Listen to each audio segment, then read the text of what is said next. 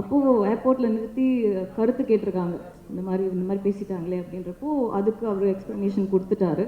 என் மூலியமாக ஸ்ட்ராட்டஜி பண்ணியோ இல்லை படத்தில் அரசியல் பேசியோ இல்லை படத்தில் வந்து அவர் நம்பாத ஒரு விஷயத்தை நடித்தோ சூப்பர் ஸ்டாரோட படம் ஓட வேண்டிய அவசியம் இல்லைங்க. அண்ட் எந்த மாதிரி அரசியலும் பேசாத ஒரு படம் ஜெயிலர், அது ஓடிச்சா இல்லையான்னு உங்களுக்கே தெரியும். ஸோ இந்த இடத்துல நான் வந்து அதை கிளியராக சொல்லிக்கணும்னு நினைக்கிறேன். ஸோ அவர்கிட்ட அந்த மாதிரி ஒரு கேள்வி கேட்டது வந்து எனக்கு கொஞ்சம் கஷ்டமாக இருந்தது.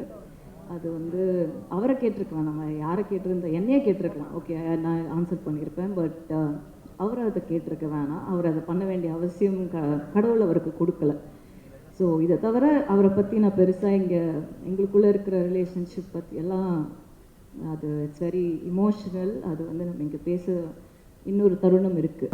அப்போது படம் அரசியல் பேசுதா அப்படின்ற ஒரு கொஸ்டின் வருது. படம் ஒரு சின்ன அரசியல் பேசுது. படம் வந்து ஒரு மக்களுக்கு சார்ந்த ஒரு அரசியலை பேசுது, மக்களுக்குள்ளே இருக்கிற அரசியலை பேசுது. என்னை பொறுத்த வரைக்கும் நான் ஸ்ட்ராங்காக நம்புகிற ஒரு விஷயம் என்னென்னா, ஆதார் கார்டு ஒரு சிட்டிசனாக ஒரு குடிமகனாக இருக்கிற எல்லாருக்குமே அரசியலோட ஒரு பங்கு இருக்குது, நம்ம இல்லைன்னு சொல்லவே முடியாது. நார்மலாக பேசிடலாம், உங்ககிட்ட பேசும்போது கொஞ்சம் ஒரு பதட்டம் பயம் இருக்குது. I think it's very natural. So Lal Salaam படத்தோட கதை என்ன அப்படின்னா, தேர் திருவிழா ஒரு ஊர், அந்த ஊரில் நடக்கிற ஒரு கிரிக்கெட் மேட்ச், அந்த கிரிக்கெட் மேட்ச்சில் நடக்கிற ஒரு பிரச்சனைனால அந்த ஊரில் என்ன நடக்குது அப்படின்றது தான் இந்த கதை. ஸோ இதுக்கு மேலே கதையை பற்றி நிறைய சொல்லக்கூடாதுன்னு நான் நினைக்கிறேன். ஏன்னா கதை பேசணும், படம் பேசணும். படத்தை எல்லாத்தையும் சொல்லிட்டா அப்புறம் வந்து படம் பார்க்கும்போது அதில் பெரிய எக்ஸைட்மெண்ட் ஒன்றும் இருக்காது. அதுக்காக படத்தை பற்றி எதுவும் சொல்லாமையும் இல்லை. ஒரு விளையாட்டுனா என்ன, விளையாட்டு வினையாக முடிஞ்சால் என்ன ஆகும் அப்படின்றது தான் இந்த படத்தோட க்ரக்ஸ். விஷ்ணு ரங்கசாமி அவங்க தான் இந்த படத்தோட ரைட்டர், சினிமாட்டோகிராஃபர். அவங்க எனக்கு 2 கதை சொன்னாங்க. ஃபஸ்ட்டு நான் அப்போ வந்து படம் பண்ணுற ஒரு ஐடியாவில் இல்லை. நான் வந்து ஆக்சுவலி ஒரு மியூசிக் வீடியோ பண்ணேன். அது கூட சும்மா ஒரு டைம் பாஸாக சரி பண்ணலாம் அப்படின்றதுனால. பசங்க வளர்ந்துட்டாங்க, கொஞ்ச நாளாக ரொம்ப பிஸியாக பசங்களோடு இருந்தேன். அண்ட் அதுதான் எனக்கு பண்ணணும்னு தோணுச்சு. அதனால் நான் வந்து வைராஜாவைக்கு அப்புறம் ஒரு பிரேக் எடுத்துக்கிட்டேன். பசங்க ரொம்ப சீக்கிரம் வளர்கிறாங்க, அவங்களோட இருக்கிற எக்ஸ்பீரியன்ஸஸ் வந்து டக்குன்னு போயிடும் லைஃப் அப்படின்றது வந்து கண்ணு முன்னாடி பார்த்துட்டு இருந்தேன். சரின்னு அந்த பிரேக் எடுத்த டைமில் இது சும்மா டைம் இருக்குது அப்படின்றதுனால பண்ணப்போ he happen to be the cinematographer. Actually நான் வந்து கேட்டது மற்றவங்க நிறைய பேரை கேட்டேன், பட் அந்த டைமில் அவங்க வந்து there was no dates. So he happen to come. And வந்தப்போ நாங்கள் திருப்பி மீட் பண்ணோம். எனக்கு 3 டைம்லேருந்தே விஷ்ணுவை நல்லா தெரியும். நிறைய படிப்பாங்க. எப்போவுமே செட்டில் வந்து ஒர்க் இல்லைன்னா லைட்டெல்லாம் ஃபிக்ஸ் பண்ணிட்டா உட்காந்து படிச்சுட்டு இருப்பாங்க. நான் விஷ்ணுவை ஃபோனோட பார்த்ததே கிடையாது, யார்கிட்டையும் பேசி பார்த்தது கிடையாது. ஸோ அந்த மாதிரி தான் இருப்பாங்க. Very less words thinking more kind of a person. So இந்த மாதிரி ஒரு கதை இருக்குது மேம், 2 கதை இருக்குது, நீங்கள் கேட்குறீங்களான்னாங்க. சரி சும்மா சொல்லுங்கன்றப்போ ஒரு லவ் ஸ்டோரி சொன்னாங்க, லால் சலாம் சொன்னாங்க. லால் சலாம் அப்போ வந்து வேறு டைட்டிலாக இருந்தது படத்துக்கு. படம் வந்து திசையட்டும் பரவட்டும் அப்படின்னு வச்சுருந்தாங்க. வச்சப்போ எனக்கு 2 கதையும் கேட்டேன், எனக்கு 2 கதையும் பிடிச்சிது. சொல்கிறேன்னு சொன்னேன். அடுத்த நாள் ஃபோன் பண்ணி இந்த படம் பண்ணலாம் அப்படின்னு. அவங்க கண்டிப்பாக மேம்னு கேட்டாங்க. ஏன் அப்படின்னு கேட்டதுக்கு, இல்லை மேம் இது உங்களோட கம்ஃபர்ட் ஜோன்லேருந்து ரொம்ப வெளியே இருக்குது படம், இது வந்து ஒரு டவுன் பேக்ரவுண்டு, செஞ்சி திருவண்ணாமலை இந்த மாதிரி. எனக்கு வந்து மாற்றி கதை எப்படி எழுதியிருக்கேனோ அப்படியே எடுக்கணும்னு ஆசையாக இருக்குது, உங்களால் பண்ண முடியும்னு நினைக்கிறீங்களான்னு கேட்டாங்க. அப்போது பண்ண முடியாதுன்னு நினச்சிங்கன்னா ஏன் சொன்னீங்கன்னு கேட்டேன். அப்போது இல்லை மேம், உங்களை மாதிரி ஒருத்தர் பண்ணால் இந்த மாதிரி ஒரு கதை வந்து இன்னும் ரீச் ஆகும், என்ன மாதிரி ஒருத்தர் பண்ணுறதை விட, இல்லை வேறு யாராவது ஒருத்தர்கிட்ட போகிறத விட அப்படின்னாங்க. சரி அப்போ பண்ணலான்னு முடிவு பண்ணோம். அப்படி தான் இது ஸ்டார்ட் ஆச்சு. அதுக்கப்புறம் என்ன ஆச்சுன்றதெல்லாம் நான் ஆடியோ லான்ச்சில் பேசிட்டேன். ஸோ அது தட் இஸ் டன் வித். உங்களுக்கு எல்லாருக்கும் தெரியும் இந்த கதை வந்து நிறைய ஹார்ட்ஷிப்ஸ். இந்த படம் இந்த ஜேர்னியே வந்து ஒரு journey of learning, journey of hardships அந்த மாதிரி தான் இருந்திருக்கு. பட் கஷ்டப்பட்டு கிடைக்கிறது தான் நிலைக்கும் அப்படின்ற ஒரு ஸ்ட்ராங்கான நம்பிக்கை எனக்கு இருக்குது. அண்ட் கதையோட க்ரக்ஸ் அதான் நான் சொல்ல ஆரம்பித்தது வந்து ஒரு விளையாட்டு வினையாகும், ஒரு போட்டி, ஒரு ஒரு விளையாடுறோம். எதுக்கு விளையாடுறோம்? ஒரு கேம் எதுக்கு விளையாடுறோம் அப்படின்னா நம்ம ஹெல்த்துக்காக, நம்ம சந்தோஷத்துக்காக, அதை நம்ம என்ஜாய் பண்ணுறோம், அதுக்காக ஒரு கேம் விளையாடுறோம். அதே விளையாட்டுக்குள்ளே நீ பெருசா நான் பெருசா, இங்கே யார் வெயிட்டு அப்படின்னு வந்ததுன்னா போட்டி வருது அந்த விளையாட்டுக்குள்ளே. இந்த போட்டிக்குள்ளே பொருள், பணம் எப்போ வருதோ, ஒரு பணத்துக்காகவோ இல்லை ஒரு பொருளுக்காகவோ ஒரு அவார்ட் அந்த மாதிரி இருக்கிறதுக்கு இந்த போட்டியும் இந்த கேமை விளையாட ஆரம்பிக்கிறப்போ அது பிஸ்னஸாக மாறுது. இந்த பிஸ்னஸ்க்குள்ளே, இந்த பிஸ்னஸான ஒரு விளையாட்டுக்குள்ளே அரசியல் அப்படின்ற ஒரு விஷயம் வரும்போது அந்த போட்டி பெரிய வெறியாக மாறுது. இதுதாங்க கதை. இதுதான் லால் சலாம். இந்த கதை, இதுக்கு மேலே இதை பற்றி நான் சொல்ல வேண்டிய அவசியம் இல்லை. ஐ மீன், இந்த இடத்துல நீங்கள் படத்தை பார்க்கணுன்னு நான் ரொம்ப ரொம்ப ஸ்ட்ராங்காக விரும்புகிறேன். அப்போது படம் அரசியல் பேசுதா அப்படின்ற ஒரு கொஸ்டின் வருது. படம் ஒரு சின்ன அரசியல் பேசுது. படம் வந்து ஒரு மக்களுக்கு சார்ந்த ஒரு அரசியலை பேசுது, மக்களுக்குள்ளே இருக்கிற அரசியலை பேசுது. என்னை பொறுத்த வரைக்கும் நான் ஸ்ட்ராங்காக நம்புகிற ஒரு விஷயம் என்னென்னா, ஆதார் கார்டு ஒரு சிட்டிசனாக, ஒரு குடிமகனாக இருக்கிற எல்லாருக்குமே அரசியலோட ஒரு பங்கு இருக்குது. நம்ம இல்லைன்னு சொல்லவே முடியாது. இங்கே அரசியலுக்கு பார்ட் இல்லாமல் எந்த ஒரு கண்ட்ரியுமே இயங்காது, எந்த ஒரு டெமோக்ரஸியுமே இயங்காது. அரசியலுன்றது வந்து எல்லாத்துலேயும் இருக்குது.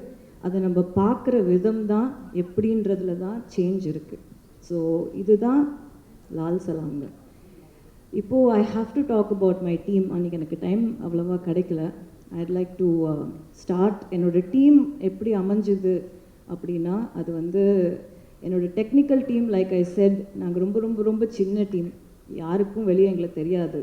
அது ஆர்ட் டைரக்டராக இருக்கட்டும், எடிட்டராக இருக்கட்டும், என்னோடய காஸ்டியூம் டிசைனராக இருக்கட்டும், கேமராமேன், த ஹோல் டீம் யாருக்கும் தெரியாது. ரொம்ப அண்டர் டாக்ஸுங்க. யாருக்கும் வந்து இவங்கெல்லாம் சேர்ந்து இவ்வளோ பெரிய படத்தை இழுத்துட்டு வந்தோன்றதே எங்களால் நம்ப முடியல. ஒரு வாட்டியும் இந்த மாதிரி ஸ்க்ரீனில் பார்க்கும்போது தான் வந்து அது சிங்கே ஆகுது, நாங்கள் எங்களால் பண்ணோம் அப்படின்றது. இட்ஸ் ஆல் ஒன்லி ரீசன் என்னென்னா, ஒருத்தருக்கும் அவங்கவுங்களுக்குள்ளே இருக்கிற ஃபெய்த் அண்ட் பிலீஃப், எங்களால் முடியும் அப்படின்றது, and dedication to work, being honest to your job. இவ்வளோ தான் தேவை. அப்படி இருந்தால் நம்ம வந்து மவுண்டனை கூட கட்டி இழுத்துடலான்றது என்னோட ஒரு பெரிய எக்ஸாம்பிள் வந்து லால் சலாம். ஏன்னா இதில் நடித்தவங்கலேருந்து, இதில் ஒர்க் பண்ணவங்கலேருந்து, ப்ரொடக்ஷன் சைட்லேருந்து எல்லாரும் ஜாம்பவான்கள் அவங்களோட ஃபீல்டில். அவங்களுக்கு இவ்வளோ பெரிய படத்தை எங்களால் கொடுக்க முடியும் அப்படின்ற நம்பிக்கை முதல்ல எங்களுக்கு இருக்கணும். எங்களுக்கு இருந்து அந்த இடத்துல போய் நிற்கும்போது, இவ்வளோ பெரிய ஆர்டிஸ்ட் எல்லாம் போய் நம்ம ஷார்ட் வைக்கும்போது நம்ம பயந்துட்டோன்னா அப்புறம் வந்து அங்கே ஒன்றுமே நடக்காது. So I think first and foremost I'd like to thank my production, Laika Production, Subhash Anna, for being like a family and for giving me this opportunity and this stage and this film. இவ்வளோ பேஷண்ட்டாக இவ்வளோ பெரிய படம் இது start பண்ணி அப்படியே கொஞ்சம் கொஞ்சமாக பெருசாகிட்டே போச்சு படம். ஆர்டிஸ்ட் உள்ளே வர வர பட்ஜெட்டும் பெருசாகிட்டே போச்சு. ஸோ அதையெல்லாம் என்ன மாதிரி ஒரு 2 ஃபிலிம் ஓல்ட் டைரக்டரை நம்பி கொடுத்தது வந்து கண்டிப்பாக அவருக்கு நான் நன்றி சொல்லணும். அவரோட பேஷன்ஸுக்கு, தமிழ் சார் இங்கேருந்து அதை கோஆர்டினேட் பண்ணுறது, லண்டனில் இருக்கார், அதெல்லாம் time zones, it's all very difficult. That whole section of it is very complicated. அது அண்ட் உதயண்ணா ஆப்வியஸ்லி படம் ரெடி ஆனதுக்கப்புறம் ஜென்ரலாக வந்து உதயண்ணா படம் பார்க்காம அவரோட பேனர் பேரை போடவே மாட்டார். அவர் அதில் ரொம்ப பர்டிகுலராக இருப்பார். பட் நான் வந்து ஜஸ்ட்டு ஒரு 15 மினிட் கட் மட்டும்தான் அவருக்கு காட்டின உடனே அந்த கட்டுக்காக அவரோட பேரை போட விட்டார். ஸோ அதுக்கு கண்டிப்பாக அவருக்கு நான் தேங்க்யூ சொல்லியே ஆகணும். Then I have to come to my team, crew. I'll start with செந்திலையா வந்து அப்பாவோடு அவ்வளோ ட்ராவல் பண்ணியிருக்காரு, அவ்வளோ எக்ஸ்பீரியன்ஸஸ் இருக்குது. என்ன சின்ன வயசுலேருந்து பார்த்துருக்காரு. அவருக்கு இந்த மாதிரி ஒரு கேரக்டர் என்னால் கொடுக்க முடிஞ்சுது அப்படின்றது வந்து காடோட பிளெஸ்ஸிங் டெஃபினெட்லி. அவர் என் படத்தில் இருக்கார் அப்படின்றதே எனக்கு வந்து ரொம்ப பெரிய பிளெஸ்ஸிங். அவர் வந்து வாழ்ந்திருக்கார் கேரக்டரை. நீங்கள் பார்த்தீங்கன்னா உங்களுக்கு புரியும். அவர் ஆக்சுவலி பார்த்தீங்கன்னா அவரை சுற்றி தான் வந்து கதையே நகரும். அவர் தான் இந்த படத்தோட இமோஷனே அவர் தான். அவரோட கேரக்டர் தான் இந்த படத்தோட இமோஷன். ஸோ ஒரு ஊரில் இருக்கிற ஒரு வயசான அந்த ஊர் என்ன பார்த்துருக்கு, என்ன எக்ஸ்பீரியன்ஸ் பண்ணியிருக்கு, ஒரு ஊரில் இருக்கிற ஆளுங்க என்ன ஹார்ட்ஷிப்ஸ் ஃபேஸ் பண்ணுறாங்கன்னு ஒருத்தர் பார்ப்பாங்கல்ல. ஒரு பெரியவர் சின்ன வயசுலேருந்து ஒரு பொண்ணு இந்த ஊரில் வளர்ந்துருக்குப்பா, ஒரு பையன் இந்த ஊரில் வளர்ந்துருக்கான், அந்த பையன் எப்படி வளர்ந்தான், எந்த ஊருக்கு போனான், அவனுக்கு என்ன குழந்தை பிறந்தது, என்ன பிரச்சனையாச்சு, அவங்களுக்கு கல்யாணம் ஆச்சு, அவன் எப்படி இருந்தான், இதெல்லாம் பார்த்துட்டு அவனும் செத்து போயிருப்பான், இவங்கெல்லாம் இன்னும் இருப்பாங்க. அந்த மாதிரி வந்து இந்த படத்தில் அவர் ஃபுல்லாக த்ரூ அவுட் இருக்கார். அவர் இல்லாத போர்ஷன்ஸ்லேயும் அவர் இருப்பார். அவர் எங்களோட ஸ்பிரிட்டில் இருந்தார். அவர் எங்களோட படத்தில் அந்த கதையில் வந்து அவர் தான் கதை. செந்தில் ஐயாவோட கேரக்டர் தான் கதை. அது அவர் அவ்வளோ அதை உள்வாங்கி அவர் வந்து நடித்தார். அவர் வந்து அந்த ரோலாகவே வாழ்ந்தார். அண்ட் ஒரு விஷயம் கண்டிப்பாக வந்து கற்றுக்க வேண்டியது சீனியர் ஆர்டிஸ்ட்கிட்ட இருந்து, கேட்கும்போதே வந்து வித் மேக்கப் என்ன டைம்னு கேட்பாங்க. அது வித் மேக்கப் வித்தவுட் மேக்கப் இப்போ ஜாஸ்தி போடுறது கிடையாது. அப்போ இருக்கிறவங்க கேட்குறதே அப்படி தான். எத்தனை மணிக்குமா வித் மேக்கப் அப்படின்னு கேட்டால் நம்ம சொல்கிறதுக்கு 1 மினிட்டுக்கு முன்னாடி அங்கே வந்து உட்காந்துருவாங்க. வித் மேக்கப் அங்கே இருப்பாங்க. அவங்களுக்கு ஷார்ட் இருக்கா இல்லையா அதை பற்றிலாம் அவங்களுக்கு கவலையே கிடையாது. பேக்கப் உங்களுக்கு அப்போ நீங்கள் போகலான்னு வந்து டைரக்டர் வாயிலேருந்து வர வரைக்கும் எழுந்து எங்கேயுமே போக மாட்டாங்க. அப்படியே போயிட்டு ஏதாவது ரெஸ்ட் ரூம் போகணும் அப்படின்னா பெர்மிஷன் கேட்டுட்டு போவாங்க. அவங்கெல்லாம் பெர்மிஷன் கேட்க வேண்டிய அவசியமே கிடையாது. ஸோ அந்த மாதிரி விஷயங்கள் வந்து எங்களை மாதிரி யங்ஸ்டர்ஸ் வந்து அவங்கக்கிட்டேருந்தெல்லாம் கண்டிப்பாக கற்றுக்கணும். ஸோ தேங்க்யூ செந்தில் ஐயா. உங்களை வந்து ஆடியோ லான்ச்சில் ரொம்ப மிஸ் பண்ணோம். இன்றைக்கி வந்ததுக்கு ரொம்ப நன்றி. You should always be healthy and happy like this. Thank you so much. தம்பி சார் எனக்கு வந்து எப்படி சொல்கிறதுன்னு தெரில. உள்ளே வரும்போதே அவர் வந்து ஒரு வைப். எல்லாரையும் விஷ் பண்ணிட்டு வருவார். எல்லாரையும் அவர் உள்ளே வரும்போதே வந்து அவ்வளோ எனர்ஜி இருக்கும். அந்த எனர்ஜி வந்து எப்பவுமே எப்படி ஒருத்தர் பாசிட்டிவாக இருக்கார் அப்படின்றது வந்து சம்டைம்ஸ் நான் யோசிப்பேன். அது ரொம்ப கஷ்டம். அது எப்பவுமே பாசிட்டிவாக இருக்கிற மாதிரி வெளியில் காட்டிக்கலாம். ஆனால் எப்பவுமே பாசிட்டிவாக இருக்கிற மாதிரி நடிக்க முடியாது. ரொம்ப கஷ்டம். அது நீ நிஜமாகவே உள்ளேருந்து அப்படி இருந்தால் மட்டும்தான் அப்படி இருக்க முடியும். அந்த பாசிட்டிவிட்டி வந்து tremendous positivity with him. He's got so much energy. I don't know from where he brings that energy. And அவ்வளோ knowledgeable. நீங்கள் ஜஸ்ட்டு ஒரு வார்த்தை எடுத்து கொடுத்தா போதும். அந்த வார்த்தையிலேருந்து என்சைக்ளோபீடியா மாதிரி அவர் வந்து ஒரு 10,000 விஷயம் சொல்லுவார். அண்ட் சொல்கிறது எப்படி இருக்கும்னா அவ்வளோ ஆனிமேட்டடாக இருக்கும். நம்ம பேசும்போதே கொஞ்சம் யோசிப்போம். அவ்வளோ ஆனிமேட்டடாக பேசுவார். அவரை பார்க்கும்போதே வந்து ட்ராமாவில் ஒரு மாஸ்டர் கிளாஸ் பார்த்த மாதிரி இருக்கும். அந்த ஒரு 10 மினிட்ஸ் அவர்கிட்ட பேசணுன்னா it's like seriously like a drama master class. அவர் ஒரு பேசுகிறது அவ்வளோ இமோஷ்னலாக பேசுவார் எது பேசினாலும். அண்ட் எல்லோரும் வந்து செட்டில் அது லைட்மேனாக இருக்கட்டும், ப்ரொடக்ஷன் பாயாக இருக்கட்டும், அது விஷ்ணுவாக இருக்கட்டும், தங்கதுரை, நானாக இருக்கட்டும், எல்லாருமே அவருக்கு செல்லக்குட்டி தான். ஆனால் போகிறதுக்குள்ளே வந்து அவர் எங்களோட செல்லமாயிடுவார். அவர் கிளம்பி போகிறதுக்குள்ளே செட்டில் இருந்து.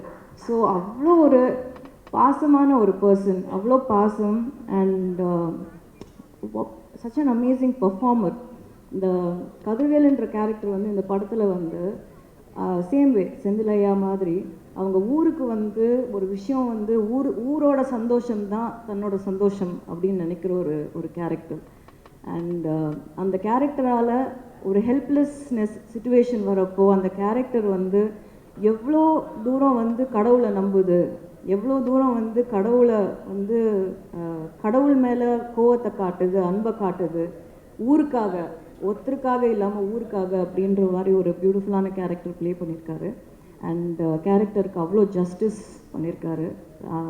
Thank you so much sir. Thank you. Always need your blessings and to more of your positivity in the industry. Thank you.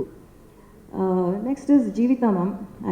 அவங்க ஆக்சுவலி இந்த படத்தில் வந்தது வந்து ரொம்ப ஸ்ட்ரேஞ்சாக இருந்தது. ஏன்னா டு பி ஆனஸ்ட், படம் வந்து அனௌன்ஸ் பண்ணதுக்கப்புறம் அவங்க 2 டாட்டர்ஸுமே நடிக்கிறாங்க. ஸோ அவங்க என்கிட்ட வந்து மீட்டிங் எடுக்கணும்னு கேட்டப்போ when we met, அவங்க டாட்டரை படத்தில் நடிக்க வைக்க முடியுமா அப்படின்னு கேட்குறதுக்காக வந்திருந்தாங்க. வந்துட்டு போன உடனே நான் அவங்களுக்கு கால் பண்ணி மேம் நீங்கள் தப்பாக எடுத்துக்கலைன்னா நீங்கள் நடிப்பீங்களா அப்படின்னு கேட்டேன். அவங்க இல்லை நான் நடிக்கிறது இல்லைம்மா, இப்போது வீட்டில் அவங்க வீட்டில் அவங்க தான் ஆல் அண்ட் ஆல், லைக் அவங்க family cannot function without her, she's a proper house wife அவங்க. இல்லைம்மா நான் நடிக்கிறது இல்லைன்னாங்க. இல்லை மேம் நீங்கள் ட்ரை பண்ணி பாருங்கள், முதல் நரேஷன் கேளுங்க அப்படின்னப்போ நரேஷன் கேட்டுட்டு சொல்கிறேன்னாங்க. அப்படி தான் அவங்க வந்தாங்க. 30 years கழிச்சு she has done a fantastic role in the film. Very very strong mother character பண்ணியிருக்காங்க. அண்ட் ஒரு சிஸ்டர் பிரதர் இமோஷன் வந்து ரொம்ப நல்லா ஒர்க் ஆகிருக்கு அவங்களால, பிட்வீன் மொய்தீன் பாய் அண்ட் அவங்க Jeevitha ma'am. So I have to thank her for being a part of this film, for enhancing and making the character more strong and complete in the film. So next is Munnar sir. Ramesh sir மாதிரி ஒரு dedicated person, involve person வந்து கூட எப்பவுமே நம்ம வச்சுக்கணும். அது எப்படின்னா, ஒரு வெல்விஷர், நம்ம நல்லா இருக்கணும், நம்ம ஜெயிக்கணும், அதுக்காக நான் வந்து ஒரு டைலாக், நான் ஹாஃப் அ டைலாக், ஒரு வேர்டாக இருந்தால் கூட அவர் வீட்டிலேருந்து கிளம்பி வந்து பேசி கொடுத்துட்டு அதுக்கு ஒரு ஹாஃப் அ டே வெயிட் பண்ணி கூட பேசி கொடுத்துட்டு போவார். அந்த மாதிரி டெடிக்கேஷன். அண்ட் ஸ்டோரி சென்ஸ் வந்து அவ்வளோ ஸ்ட்ராங் ஸ்டோரி சென்ஸ். அண்ட் ஏதாவது ஒரு கொடுக்குற இன்புட்ஸ் எல்லாம் வந்து அவ்வளோ கரெக்டாக இருக்கும், அவ்வளோ கிளாரிட்டியோடு இருக்கும். அண்ட் ஒரு 4 பேஜ் டைலாக் கொடுத்தாலும் அதை வந்து அப்படியே மனப்பாடம் பண்ணி பேசுவார். அது எப்படி பண்ணுறாருன்னு தெரியல. இன்ஃபேக்ட் படத்தில் டைலாக் வந்து தம்பி சாருக்கு அப்புறம் அவருக்கு தான் ஜாஸ்தி இருக்கும். அண்ட் அவ்வளோ நல்ல டைலாக்ஸ் அமைஞ்சிருக்கு அவருக்கு படத்தில். தட் இஸ் அவ்வளோ மோட்டிவேஷ்னல் டைலாக்ஸ், அவ்வளோ பாசிட்டிவான டைலாக்ஸ் வந்து அவருக்கு படத்தில் அமைஞ்சிருக்கு. அண்ட் அவரோட கெட்டப் வந்து கண்டிப்பாக எல்லோரும் அப்ரிஷியேட் பண்ணுவாங்க. எங்களுக்கு ரொம்ப பிடிச்சி என்ஜாய் பண்ணி பண்ணோம் அவரோட கெட்டப் படத்தில். அண்ட் அவர் வந்து ஒரு கிறிஸ்டியனாக நடிச்சிருக்காரு படத்தில். So thank you sir, thank you for being a part of this film. உங்களுக்கு இது எவ்வளோ மெமரபுளோ அதே அளவுக்கு எனக்கு இது memorable. So thank you. And Thangadurai, he is one very jolly character. I enjoyed every minute. அவரோட பேசுகிறது வந்து நான் பயங்கரமாக என்ஜாய் பண்ணுவேன். There is a lot of innocence in him. எனக்கு அவர்கிட்ட ரொம்ப பிடிச்சது வந்து அவரோட இன்னசென்ஸ் தான். அது வந்து அவர் பேசும்போது அது வெளிப்படையாக தெரியும். அதனால தான் எல்லாருக்கும் அவரை பிடிச்சிருக்கு. அவர் பயங்கரமான ஃபேன் பேஸ் இருக்குது. நீங்கள் டவுன் சவுத் போனீங்கன்னா எங்களுக்கு யாரையுமே தெரியலனாலும் அவரை தெரிஞ்சிருக்கு. அவர் வந்து அந்த மாதிரி, I think only innocence can pull crowd like that. I think that genuinity, that innocence is beautiful in him. And நிறைய இடத்துல வந்து அவர் படத்தில் கான்ட்ரிபியூட் பண்ண ட்ரை பண்ணி நான் வேணான்னு நிறைய இடத்துல சொல்லியிருக்கேன். அது வந்து இந்த படத்தில் வேண்டாம் அப்படின்னு சொன்னேன். பட் அதை ரொம்ப ஸ்போர்ட்டிவாக எடுத்துக்கிட்டு சொன்னதை செஞ்சார். பட் அவர் கிவ் அப் பண்ணாத ஆட்டிடியூட் எனக்கு ரொம்ப பிடிக்கும். கடைசி நிமிஷம் டப்பிங் வரைக்கும் வந்து எதையா ஒன்று போடணும் உள்ளன்னு நினைப்பார். அந்த சீனை எப்படியெல்லாம் கெடுக்கலாம் அப்படின்றதுக்கு கரெக்டாக எடுத்துகிட்டு வருவார். பட் அப்படி அவரை மீறி தப்பிச்சு வந்துருச்சு அவர் சீன்ஸ் எல்லாம். அதனால நீங்கள் அதை கண்டிப்பாக அப்ரிஷியேட் பண்ணுவீங்க. But thank you Thangadurai for being a part of this film and not being you in it. So thank you. Nirosha ma'am, thank you again for being a part of this film. கண்டிப்பாக வந்து such a senior artist like Vishnu said, எங்களுக்குலாம் வந்து ஒரு டைமில் வந்து அக்னி நட்சத்திரம்லாம் அத்தனை தடவை பார்த்துருக்கோம். And such a very positive person. நீங்கள் உங்ககிட்ட நல்ல விஷயம் வந்து யோசிக்காமல் பேசுகிறீங்க. அது நல்லாவும் இருக்கலாம், தப்பாகவும் இருக்கலாம் அட் டைம்ஸ். ஸோ அது எனக்கு ஜஸ்ட் உங்களை ரொம்ப பிடிச்சிருக்கு. Thank you for being in the film. And definitely you plate the part to the tea. அவ்வளோ பியூட்டிஃபுல்லாக இருக்கீங்க படத்தில் பார்க்குறதுக்கு. அண்ட் சில சீன்ஸாக இருந்தாலும் படத்தில் பாட்டாக இருக்கணும்னு நீங்கள் நினச்ச ரீசன் வேறு ரீசனுக்காக இருக்கலாம். பட் படத்தில் நீங்கள் வந்து கொஞ்சமாக வந்தாலும் கரெக்டாக வந்திருக்கீங்க அப்படின்றது ஆடியன்ஸ் பார்க்கும்போது கண்டிப்பாக உங்களுக்கு சொல்லுவாங்க. So thank you for being here and a part of this team. Vivek, I have to talk about Vivek also. Very sensible person, very dedicated to his work. He's actually a cameraman.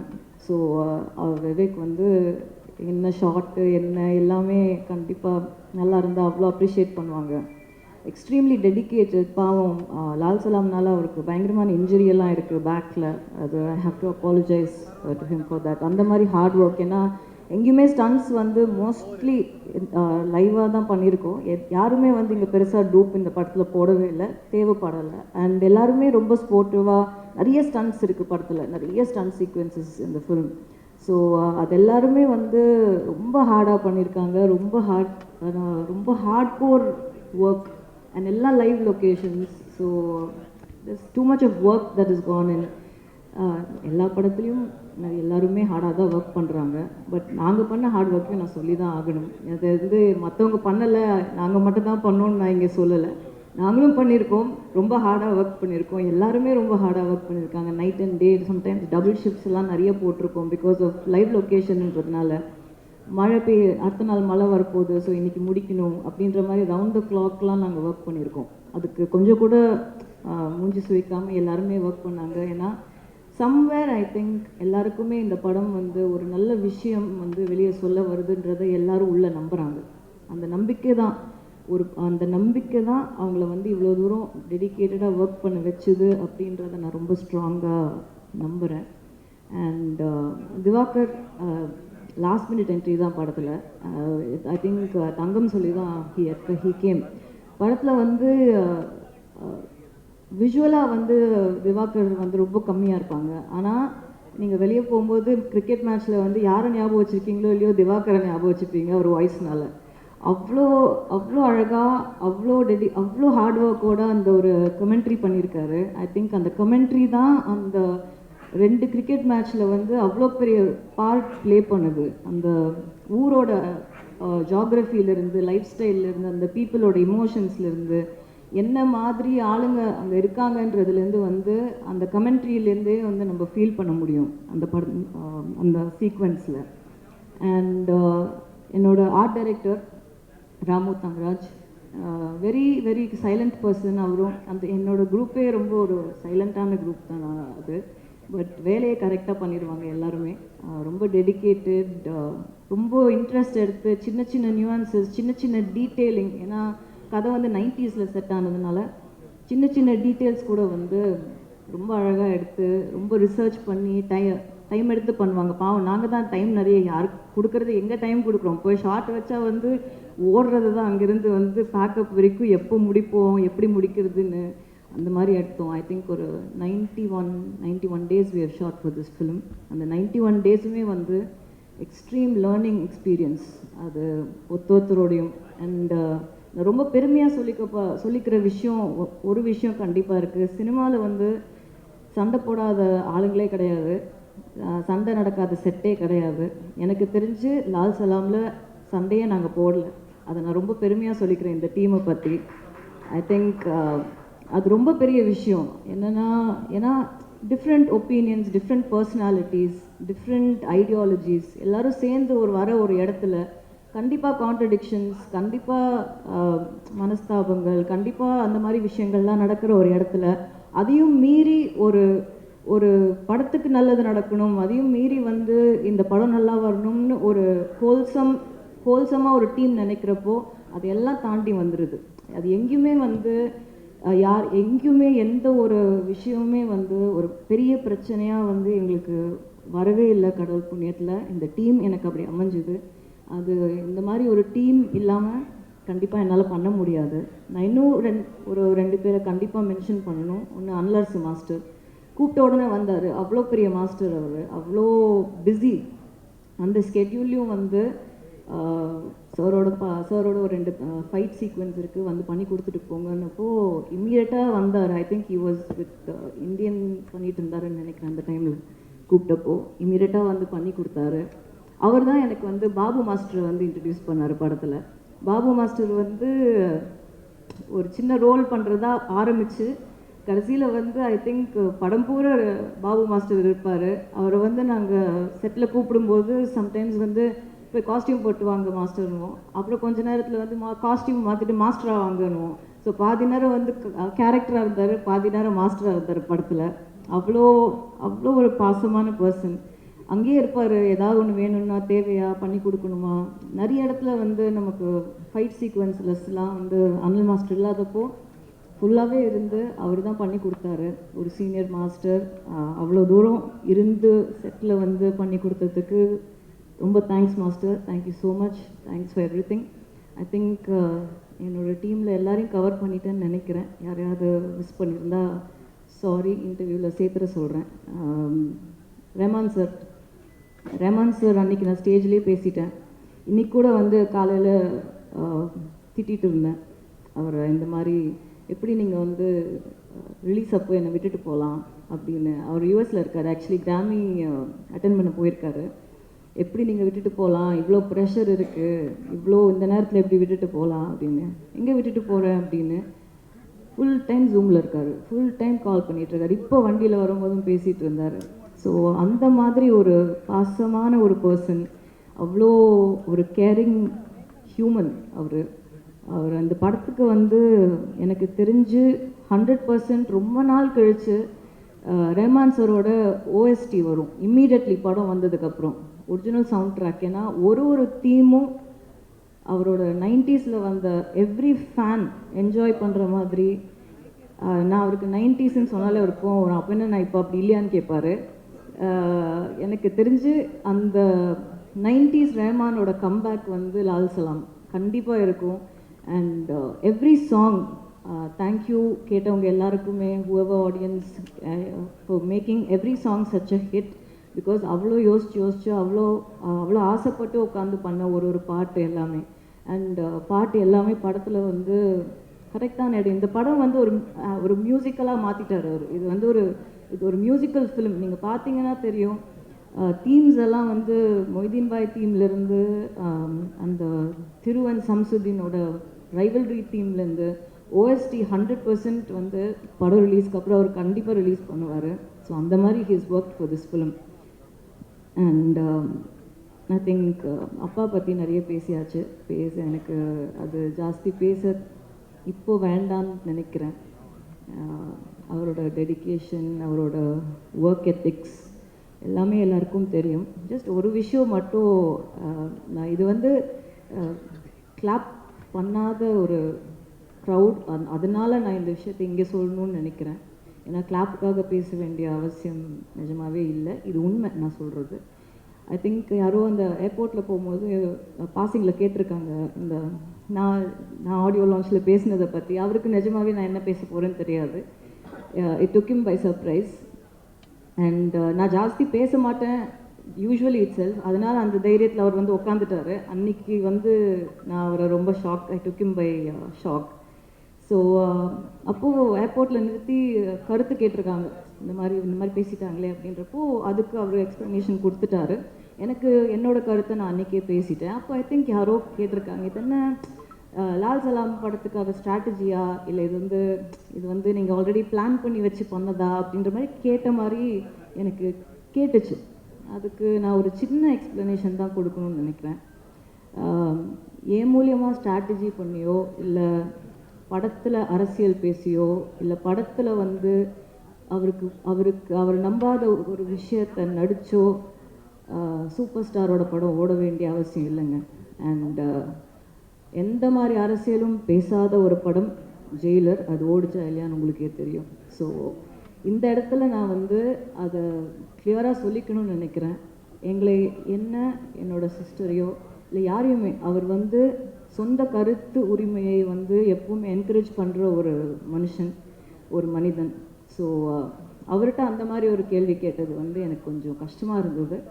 அது வந்து அவரை கேட்டிருக்கலாம், நம்ம யாரை கேட்டிருந்தா என்னையே கேட்டிருக்கலாம், ஓகே நான் ஆன்சர் பண்ணியிருப்பேன். பட் அவரை அதை கேட்டிருக்க வேணாம். அவர் அதை பண்ண வேண்டிய அவசியம் கடவுள் அவருக்கு கொடுக்கல.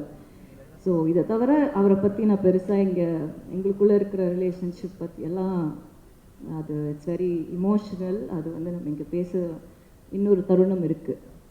இப்போது இந்த படத்தோட ப்ரமோஷன்ஸ், படம் இன்னும் ஃப்ரைடே ரிலீஸ் அண்ட் ட்ரெய்லர் வந்து இன்றைக்கி வெளியே வருது. சம் டெக்னிக்கல் கிளிச்னால வந்து இன்றைக்கி ஆக்சுவலாக இங்கே போடுறதா இருந்தது. பட் ஐம் குவைட் கிளாட் இங்கே போடலை, ஏன்னா சவுண்ட் எக்கோ ஆகுது பயங்கரமாக. ஸோ உங்களுக்கு கரெக்டான எக்ஸ்பீரியன்ஸும் கிடச்சிருக்காது. மேபி இஃப் இட் வாஸ் சத்யம் ஒரு அந்த மாதிரி இருந்தால் ஒரு ஃபுல் எக்ஸ்பீரியன்ஸ் கிடச்சிருக்கும். ஸோ எல்லாத்துலேயுமே ஒரு நல்லது இருக்குது அப்படி தான் நினைக்கிறேன்.